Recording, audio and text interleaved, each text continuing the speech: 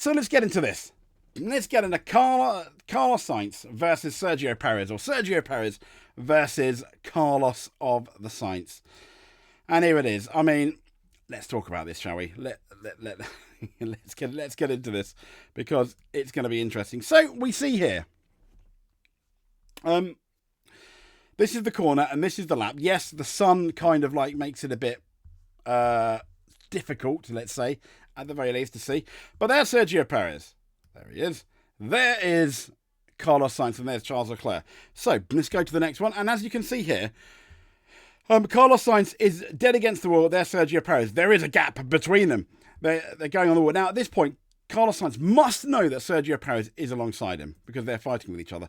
We're going a bit more forward and a bit more forward. Sergio Perez seems to just about have more momentum because you can see he's just about catching up with him, but he's still, importantly, he is still behind Carlos Sainz. And Carlos Sainz is now coming away from the wall, but Sergio Perez is going straight, and then they hit. And then this is the next thing. I mean, you don't see much there. This is from the live shots. Here we go. Carlos Sainz is kind of coming across Sergio Perez, and then they hit.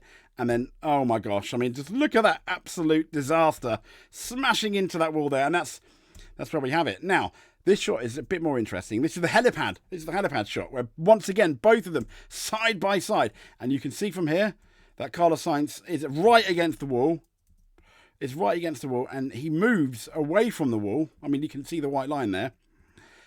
In his angle there. But what I will say is Carlos Sainz, Sergio Perez is pretty much running a straight line. But now it almost appears his car's just a tiny bit angled towards Sergio Perez. Just a tiny bit angled towards Sergio Perez. But his car, and you've got all this room there for Sergio Perez. So he could have avoided it. And then Carlos Sainz, I mean, it's the slightest of touches here. And this is where they touch. And yeah, they just go, don't they? So, racing incident, I think most people are going to suggest, at least, it's a racing incident. I think it's also going to be a racing incident. I mean, yeah. So let's have a look. I'm just going to now quickly just have a look on the interwebs to see if there is an update on the Twitterati, to see if there's an update on why they haven't. More when isn't.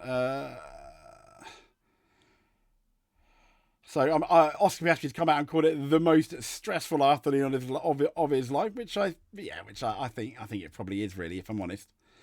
So they haven't really mentioned it. I have read some Horner blames Sainz for late crash with Perez. I think you could potentially.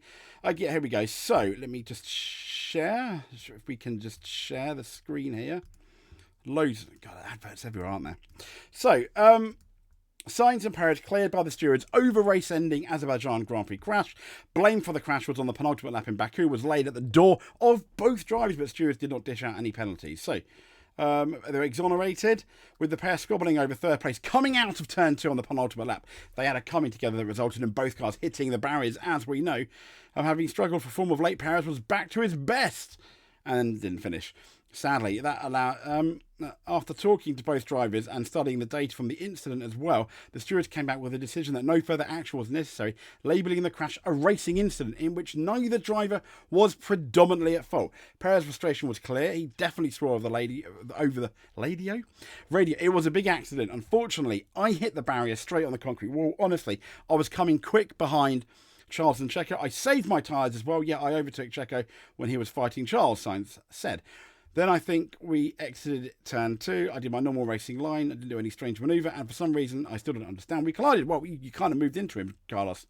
Sainz's version of events was very much at odds with how Red Bull. Helmut Marko said, I see Sainz made a rather... it wasn't abrupt, but there we go. It is Helmut Marko, isn't it?